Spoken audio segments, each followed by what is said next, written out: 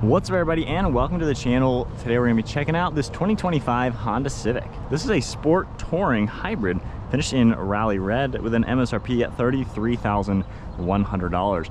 Do you think the Honda Civic is the best economy car, especially going for the hybrid that is super economical? So comment below, what do you guys think? Is the Civic the way to go over an Elantra, a Corolla, or a Nissan Sentra? So taking a look underneath the hood, you're going to get this cool hybrid design. Popping that with the hood latch. This is a 2-liter inline 4-cylinder engine pumping out 200 horsepower, 232 pound-feet of torque. Got the CVT transmission. It is front-wheel drive, and you're going to be getting 50 miles per gallon in the city with 47 on the highway, and that is all running on just a 10.6 gallon fuel tank. You're also going to be looking at around a curb weight at 3,500 pounds. For the overall style, I like the headlights. You have a cool design, and I like how this piece is red as well, just to give it a pretty sporty look. Got a gloss black upper grille with your parking sensors, chrome Honda badge, openings down below just to provide cooling, and then the front splitter has a nice aggressive style. We have some openings as well to let some airflow pass through. It's a pretty cool looking car overall for being an economy car.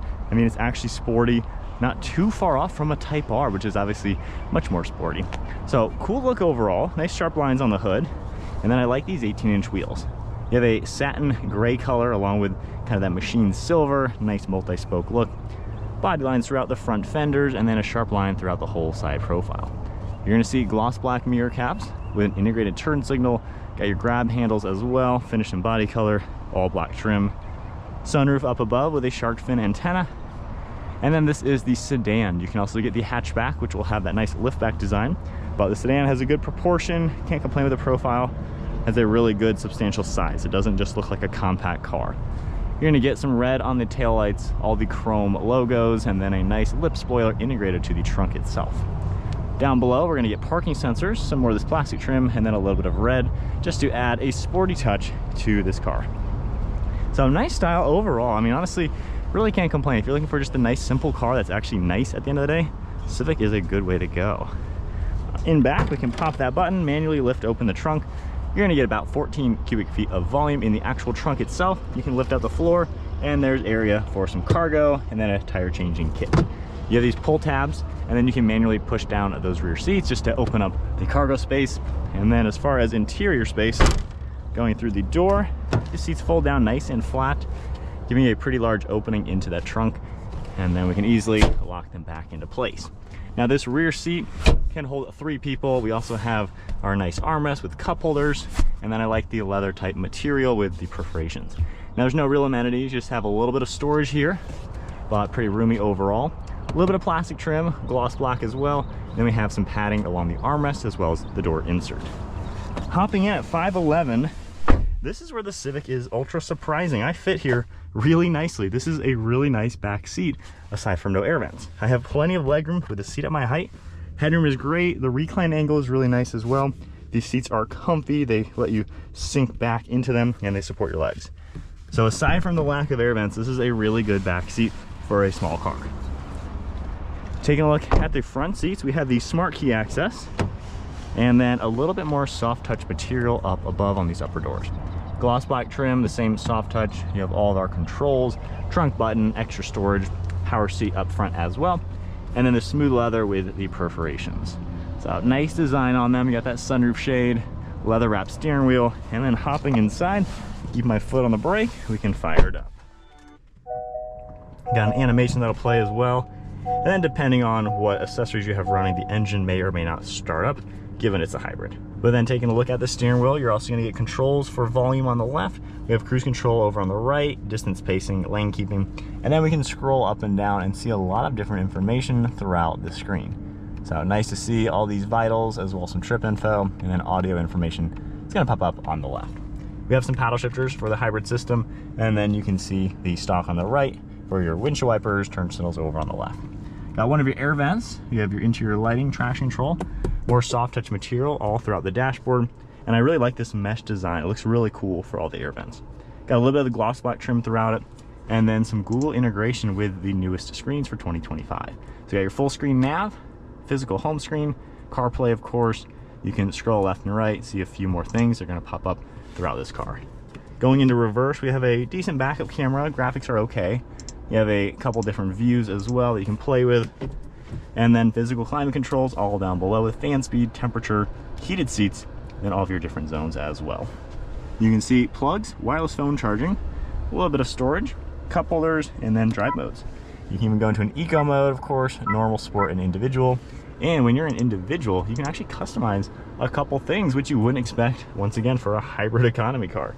You got your brake hold, electronic parking brake, and I like this textured plastic. More padding on the armrest, and then nice amount of space in the center. Glove box over here, large opening as expected. And then one last look at the overall interior. Honestly, it's nicely appointed, materials are pretty good, and it's a very roomy feeling car. It's actually a pretty nice place to be. Got the sunroof shade, you can manually open that. Sunglass holder as well, all your controls, and a nice thin mirror. All right, so setting off now in the hybrid Honda Civic, just giving it a little bit of throttle.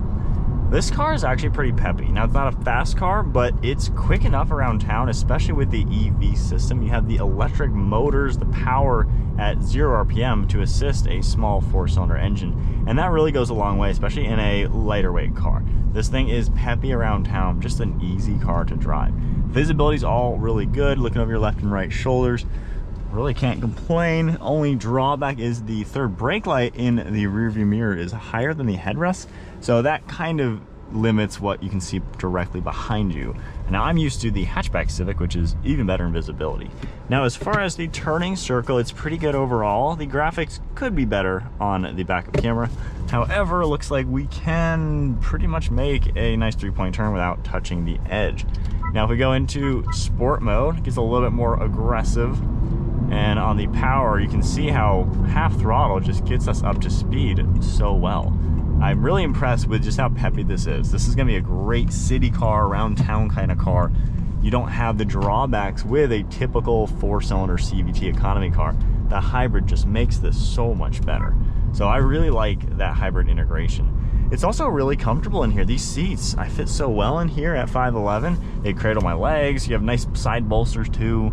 It's genuinely a nice place to be. I think it's more roomy than a Sentra or a Corolla. It's really a nice car to be in. And then overall driving, you don't really hear too much wind noise and road noise. It's not exactly the most luxurious thing in the world. You know, the Accord, for not much more money, is gonna give you a bit better ride quality. This one, you can feel the bumps. Again, it's not crazy loud. We're not going that fast yet. But, you know, it's not rough around the edges at all. It's smooth enough, comfortable enough to be just a good daily driver, even when you are on the highway. You know, I own a Honda Civic Type R, which is obviously stripped down a bit more performance focused. I don't find that to be uncomfortable on the highway at all. So this car is even a bit more smooth and a bit more comfortable. So if you're looking for a daily driver economy car that is actually nice, something that you're not sacrificing to own, even if you go for a base model Civic, which is gonna be much more affordable than this top trim one, you're getting a nice car at the end of the day. So I think Honda did a really good job not making this a cheap little car. They actually made it nice, affordable, and very well equipped for what you want. And when you're driving it, it's gonna be an easy car to get used to. It just drives like your typical car should. There's nothing above and beyond about it, but there's also nothing lacking. It's just a pretty good blend of everything. And once again, that EV power, we can zip into the traffic, no big deal, not even pedal the floor, up to speed. And you can just make those maneuvers that you wouldn't normally do in a slow 4-cylinder. So driving this, really can't complain. Just a nice overall car. If you're looking for something simple and nice, I think the Civic is probably the best economy car out there.